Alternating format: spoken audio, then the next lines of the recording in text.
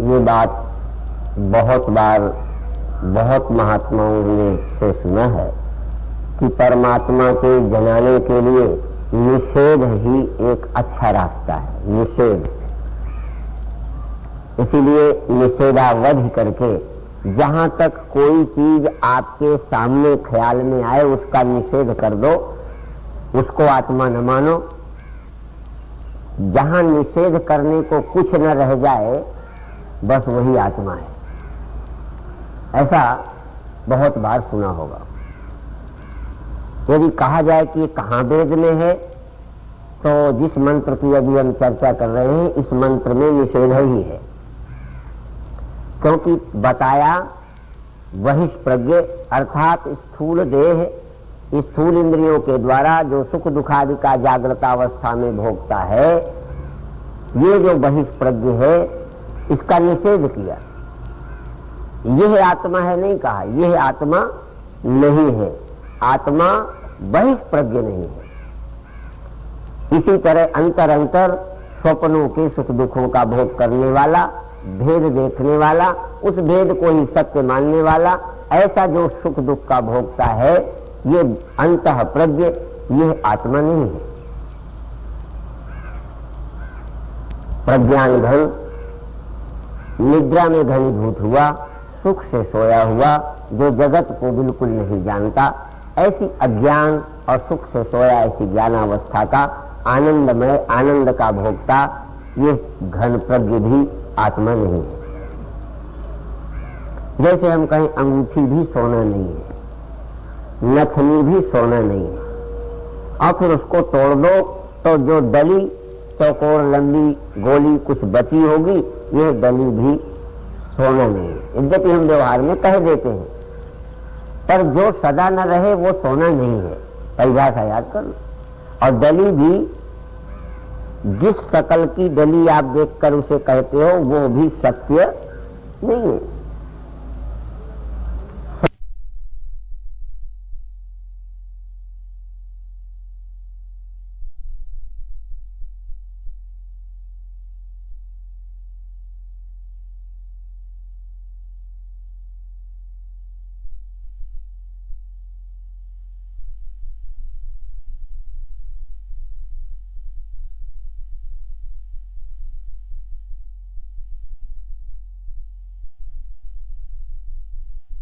वो रहता है, डली नहीं रहती। सोना रहता है, अंगूठी नहीं रहती। सोना रहता है, नथनी नहीं रहती। सोना रहता है, कोई नाम, कोई रूप, कोई भी सत्य नहीं है। ऐसे ही आत्मा सत्य है, स्वप्न सत्य नहीं है, जागृत सत्य नहीं है, सुषुप्ति सत्य नहीं है। सत्य माने नहीं है, नहीं सत्य नहीं है। जब हम कहते हैं घड़ा सत्य नहीं है या नथनी या अंगूठी सत्य नहीं है, तो वहां कहना ये चाहते हैं अंगूठी सत्य नहीं है, सत्य तो सोना है। जो सत्य है उसका नाम रूप नहीं है, और जो नाम रूप है वो सत्य नहीं। जो दिसे सो सकल विनाशी, जो मालूम पड़ता है वो विनाशी है, और अविनाशी मालूम नहीं पड़ता। फिर अविनाशी मालूम कहां पड़ता है? कहे अविनाशी हर नाशी में विद्यमान बना रहता है। हर न रहने वाले में, जैसे न रहने वाले गहनों में सोना रहता है, और उनके न रहने पे ऐसे ही जागृत के न रहने, जागृत ये जो विश्व है बहिष्प्रज्ञ है, इसमें भी ब्रह्म रहता है, चैतन्य आत्मा रहता है, और ये न रहे तो रहता है। और तेजस स्वप्न में भी चैतन्य रहता है, और तेजस ना रहे तो रहता है। पर जब हम बहिष्प्रज्ञ को मैं मान लेते हैं तो हम एक कालिक मालूम पड़ेंगे। जैसे हम सोने को अंगूठी मान ले, यद्यपि ये बात वहां नहीं सोचते, पर सोचो यदि हम सोने को सोना न मान के सोने को अंगूठी मान ले तो हम जन्मा कहेंगे। विपरीत लक्षण, सोना नहीं जन्मता और गहना जन्मता है, तो सोने से विपरीत लक्षण वाला सोना हो गया। सोना जन्मा कहलाने लगेगा, मरने वाला। और वह विभु है और ये सीमित है, कहीं कुछ कहीं कुछ। यहां भेद है, नानत्व है और वहां एकत्व है। वह एक है, ये अनेक है। तो यदि हम इनको ही सत्य मान ले तो अनेक सत्य हैं, सीमित सत्य हैं और जन्म और मृत्यु सत्य है। और जब हम उसे कहते हैं न वहां जन्म है, न वहां मृत्यु है, न वहां नानत्व है, वहां का मतलब बंबई कलकत्ता नहीं, वहां का मतलब उसमें, सोने में असीमितता है और गहनों में सीमितता है, और गहनों में जन्म और मरण है, सोने में जन्म और मरण नहीं है।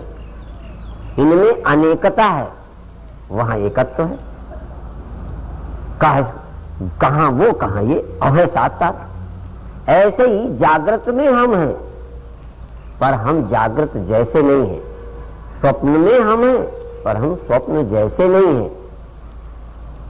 और सुषुप्ति में हम हैं, पर हम सुषुप्ति जैसे नहीं हैं। पर हम इन अवस्थाओं में हैं और इनके एक एक के बारी बारी न रहने पर,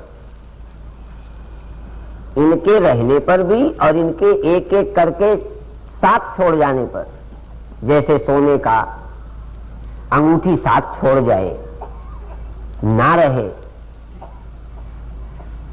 तो वेदांत की प्रक्रिया में व्यभिचार बोलते हैं। व्यभिचार, जो रहे कभी ना रहे उसे व्यभिचार बोलते हैं।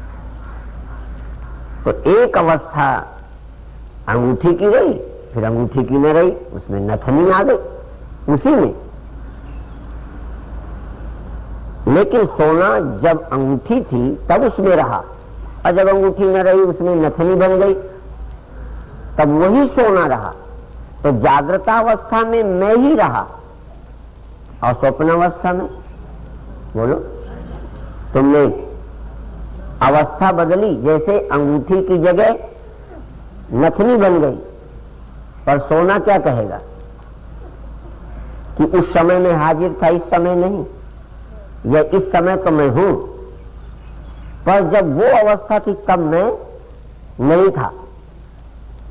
तो जैसे वो तैसे यहां ख्याल करो, जागृतावस्था नहीं रहती, इस समय जागृतावस्था है। इस समय आपका ज्ञान जगत की तरफ, बाहर की तरफ है। इस समय भी तुम हो और ज्ञान बाहर की तरफ है, ऐसा मान लो। जैसे अंगूठी भी है और सोना भी, इसमें एक रहेगा एक न रहेगा। जो न रहे वो नाम रूप, जो न रहे वो संसार, और जो रहे सो सत्य। जो रहे सो सत्य, जो न रहे सो संसार। जो रहे वो सत्य, जो न रहे वो अवस्था। तो जागृत अवस्था क्यों बोलते हैं, इसको अवस्था क्यों बोलते हैं, जागृत को सत्य क्यों नहीं बोलते? अवस्था उसी को कहते हैं जो कभी है कभी नहीं है। आत्मा अवस्था नहीं है। एक ब्राह्मणों की कौम होती है अवस्थी। अवस्था में जो रहे अवस्थी। आप अवस्था नहीं है, आप अवस्थी हैं। सब पंडित हो तो, सब ब्राह्मण, ब्रह्म।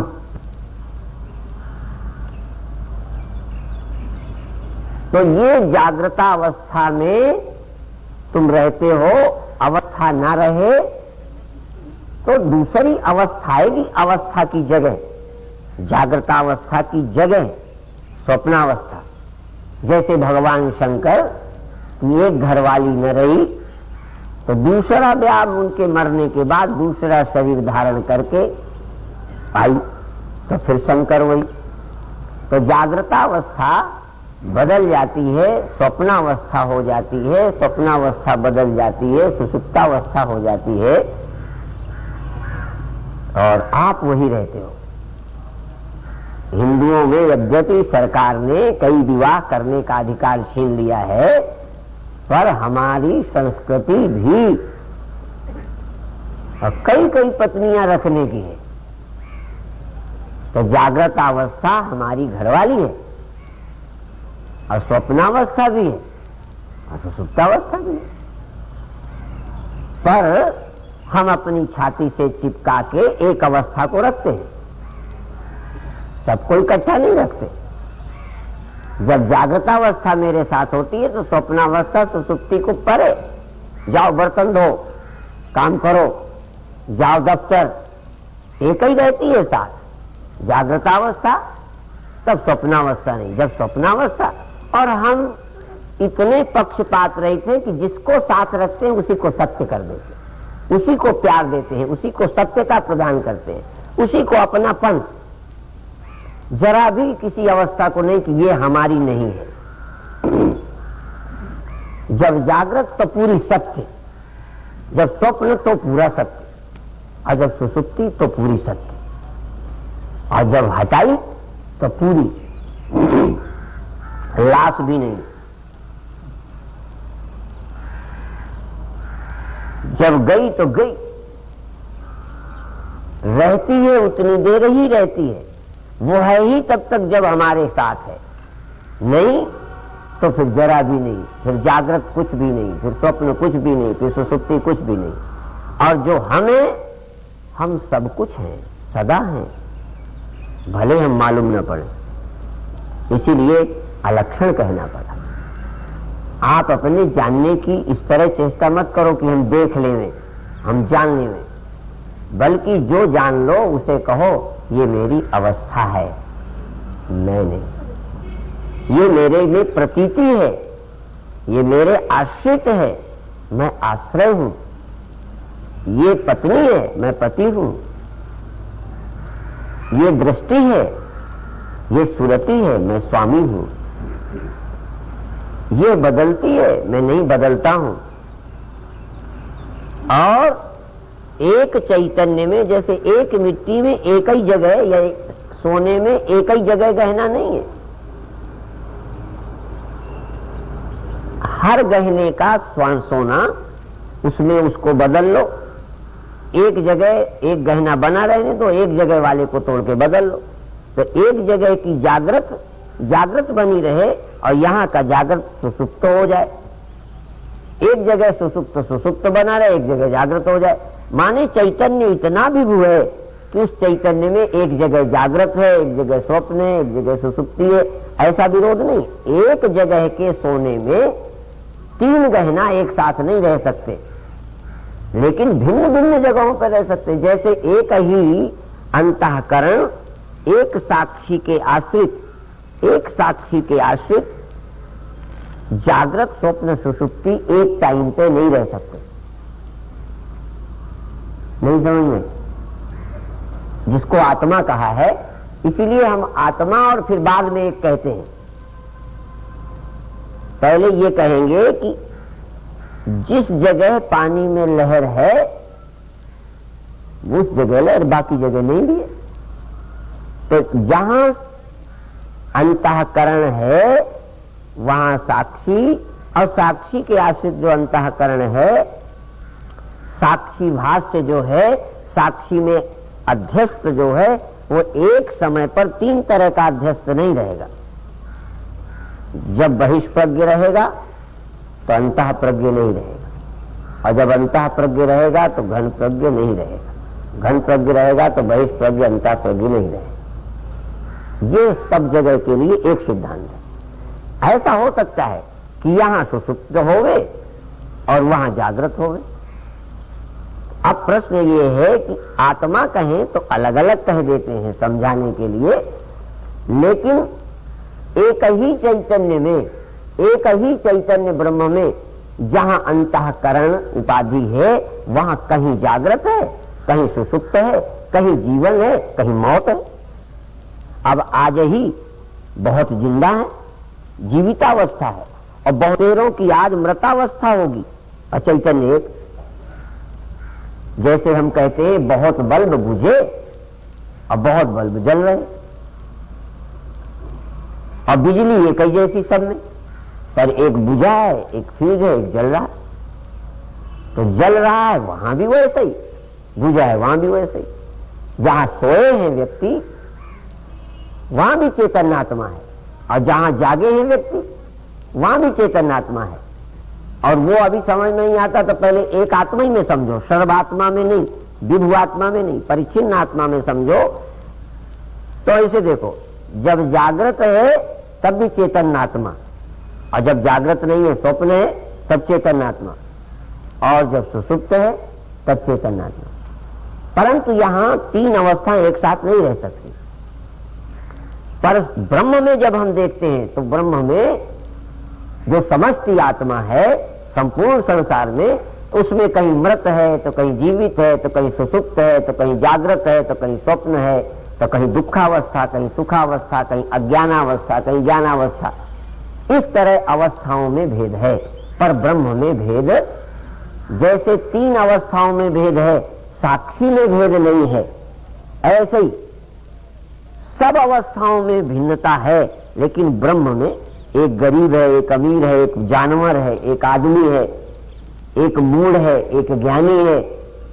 पर मूढ़ और ज्ञानी में ब्रह्म, मूढ़ ज्ञानी नहीं है, ज्ञानी मूढ़ नहीं है। सोया वाला जागा नहीं कहा जाएगा, जागा वाला सोया नहीं कहा जाएगा, परंतु जागे समय आत्मा वैसी ही और सोए समय आत्मा वैसी। इसलिए सर्वनिवासी सदा आलेपा, अर्थात सुषुप्ति में भी जैसी आत्मा रहती है वैसी जागृत अवस्था में। लेकिन उस आत्मा के प्रति आपकी चेतना, कॉन्शियसनेस, जागृति नहीं है। हमारी पकड़ सिर्फ है जगते समय जो मन की हालत है, सपने के समय जो मन की हालत है, जो ध्यान और ध्यान के अन्य समयों पर मन किया, उसी को हम पकड़ते हैं, उसी को हम जानते हैं, और हम कहते हैं हम ऐसे थे फिर ऐसे हो गए, और जो वैसे ही रहा उसको भूले, अपने को नहीं चीन रहे।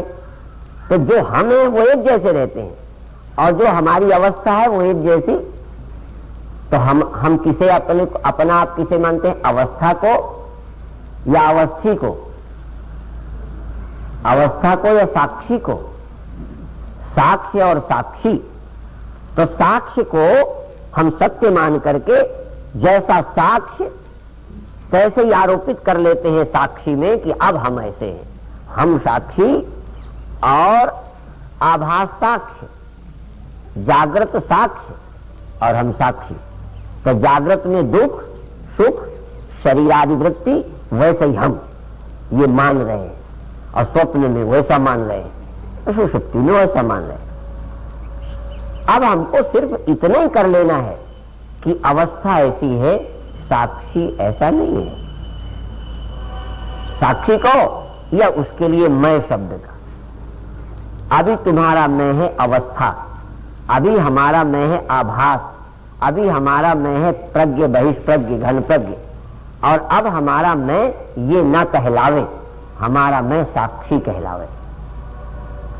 इसीलिए जो मैं है ना, नुक्ता ऊपर नुक्ता नीचे, ये जो नुक्ता है मैं नुक्ता है, मैं है नुक्ता। अब ये साक्षी की तरफ कर दो, चाहे देह की तरफ कर दो, चाहे अंतःकरण आदि संस्कारों की तरफ कर दो, चाहे शुद्ध चैतन्य की तरफ कर दो, नुक्ता ही हटाना है बस। और मैं है नुक्ता, मैं ही नुक्ता है। फिर क्या है? तो अब ये मैं आपको साक्षी लगता है, या मैं आपको जागृत लगता है, या मैं आपको बदलता लगता है, या मैं आपको एक जैसा रहता लगता है। एक जैसा रहता है ये तुम मैं को मानते हो, मैं एक जैसा हूं या बदलता हूं। बस ये जो मैं की फीलिंग है, मैं की पकड़ है, मैं किसको मैं मान रहा है, ये मैं अपनी अकल से किस बात को महसूस करता हूं, बस जोर इतने पर है, फीलिंग पर, अनुभूति पर, ज्ञान पर। हम और क्या कर लेंगे? हम नदी के किनारे पानी में चले गए या घाट पे आ गए, बस घाट घाट है और पानी का बहाव पानी का बहाव है। इन दो में से मैं जो नहाने वाला हूं, किनारे बैठ के नहाऊं, गहरे जाके नहाऊं, नहा के किनारे आऊं या बह जाऊं, पानी पानी में ही बने रहो, या घाट आओ फिर पानी में जाओ, फिर घाट आओ, या घाट में बैठ जाओ। तुम्हारा मैं घाट में है या तुम्हारा मैं अंतःकरण आदि अवस्थाओं के परिवर्तन रूपी प्रवाह में? मैं प्रवाह में डुबकी लगा रहा है, बहती नदी में बह रहा है, बदलने वाली अवस्थाओं में बदल रहा है, या साक्षी के घाट पर ज्यों का त्यों है? यदि साक्षी के घाट पर ज्यों के त्यों हो तो बस डूबने से बच गए, भाव सागर से पार हो गए, ये बैतरणी पार। और यदि जरा सा इधर से उधर लुढ़के तो बह गए।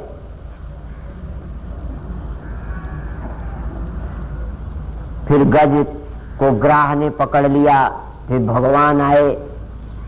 साक्षी भगवान है, चैतन्य भगवान है। या तो वो आ जाए वृत्ति में या वृत्ति जाए साक्षी में। भगवान आए तो गज से बचा लिया। इस बहती नदी में काल है, कर्म है, परिवर्तन है, और ये परिवर्तन की धारा इधर इधर चलती ही रहती है। पहिया घूमता रहता है, धुरी स्थिर रहती है। अब धुरी और पहिए के बीच में मान लो कोई एक हो अकल, तो वो पहियापने को मानती है धुरी। बस वो मानने वाला काम, मानने की गति कहीं न जाए, और जो कहे पीछे पछता। बड़ा विचित्र काम है। इसकी महिमा, इसकी गति मान जाने वाले की कहीं नहीं जा सकती।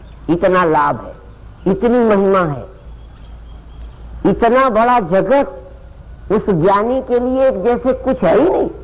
इतनी बड़ी नदी जो बहाए ले जा रही है, घाट पे बैठ जाए, किनारे आ जाए, देखे तमाशा, वो बह रहा, वो देखो सांप बह गया, ये देखो भैंस बही जा रही। जब यहाँ बाढ़ आई बीते साल, ट्रैक्टर बह गए, गांव बह गए, भैंसें बह गई। और किसी एक गांव हम गए तो उन्होंने कहा किसी की भैंस यहाँ बह के आ गई है, अब हम इसको रखे हुए हैं। भैंस किस गांव की है उनको पता ही नहीं। किसी गांव में भैंस बंधी, अपना दूध खा रहे हैं आराम से। ये पंजाब की बात है, बता रहा हूं। और ये सब पंजाब ही तो है। 5 भूतों का बना ये सब पंजाब, 5 आब, 5 तत्व। तो ये पंजाब में जब बाढ़ आई तो कोई कहीं बह गया, कोई कहीं बह गया, कोई सड़कों में ऊपर चढ़ गए, कोई पेड़ों में बैठ गए ऊंचाई पे। तो जो साक्षी की ऊंचाई पे आत्मा में आ गए, वो पंजाब की बाढ़ में नहीं बहे। कई लोगों ने कहा राजीव ने जान के कराया है।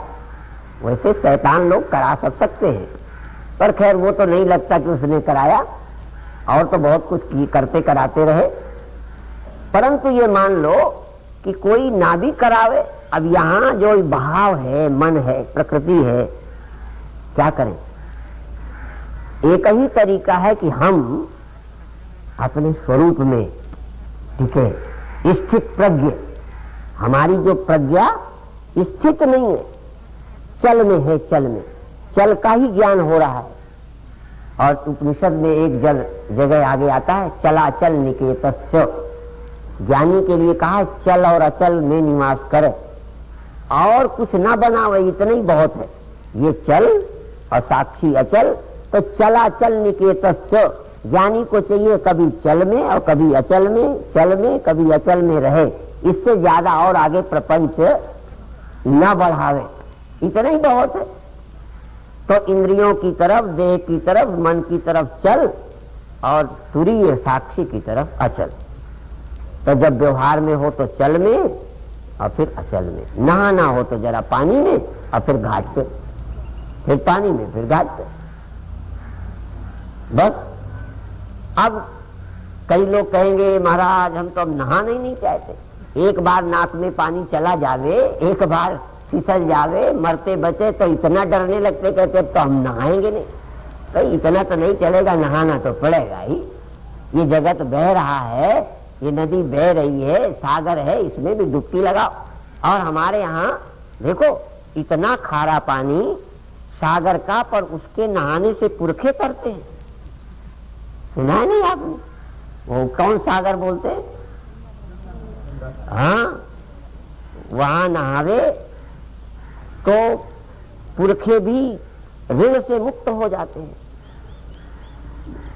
वहां नहाए पुरखे तर गए गंगा सागर में। तो यदि दोनों दृष्टि से देखते हैं, यदि इसको सागर मानो तो इसमें नहाओ, तो नहाए वो जो जमीन पर रहता हो। नहाने का मतलब है जमीन में रहने वाले नहाए सागर में, कोई अर्ज नहीं। बहुत अच्छी बात है, पुण्य की बात है। तो इस संसार सागर में आके डुबकी लगा लो, खारा है, आनंद नहाने में नहीं आता, पर पुण्य है, नहा लो। तो इस खारे सागर में नहाना कोई बुरा नहीं, पर लौटो